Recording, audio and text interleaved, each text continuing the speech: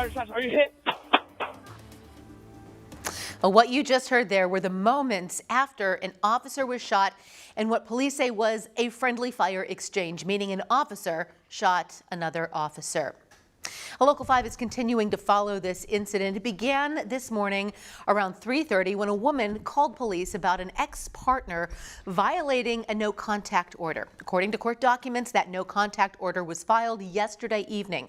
When officers responded, the person violating the order fled in his car, and then a police pursuit began. We've learned the car the man drove was stolen from Council Bluffs, and it had license plates stolen in Des Moines.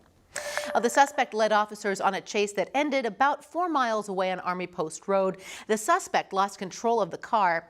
That's when 2 officers found them and shots began to fire. The suspect died on the scene and 1 officer was shot. However, police say he is recovering well at this hour.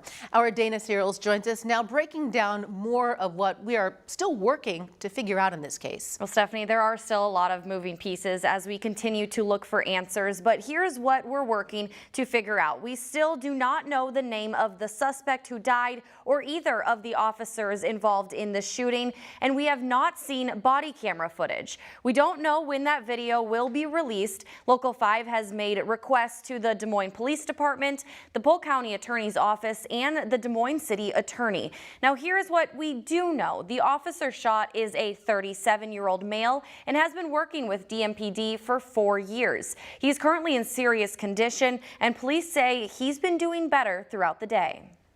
He's doing well, a lot better than we kind of expected. He was actually talking about when he could come back to work, so his spirit is where it needs to be. We're just gathering up right now and make sure we support both those officers through this situation. And we know the second officer involved whose gun shot the other officer is a 23-year-old man and has been working with DMPD for 10 months now.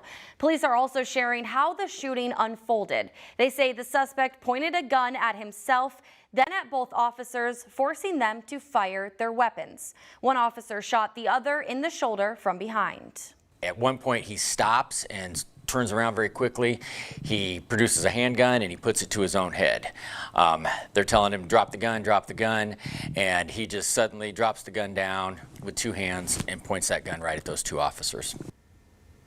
Now, these are high-pressure situations officers are trained for, but one retired DMPD sergeant I spoke with says you can never truly understand what it is like in those moments until you are in them. He shared his perspective on what it can feel like. David Murillo worked in the Des Moines Police Department for over 34 years. Murillo says on day 1, officers are trained for these high-stress situations. And it's constant, it's never-ending training because these things happen, and oftentimes when you least expect them. As a retired sergeant, Murillo weighed in on what using a weapon on duty can feel like. And it's just strange, you know, you get tunnel vision, all the things they talk to you and tell you about in the academy, they actually come true. And so, yeah, when you actually experience that type of event, it rattles your cage. It makes you think about a lot of things. Murillo shared a saying that police work is 95% boredom and 5% sheer terror. When the event happens and shortly thereafter, you're just kind of jacked up. You know, your emotions are running high, the adrenaline's high, but then you start to come down. High-stress situations are something officers are well trained and prepared for, but moments like these impact all officers. There's a couple of sayings in police work, and one of them is, expect the unexpected.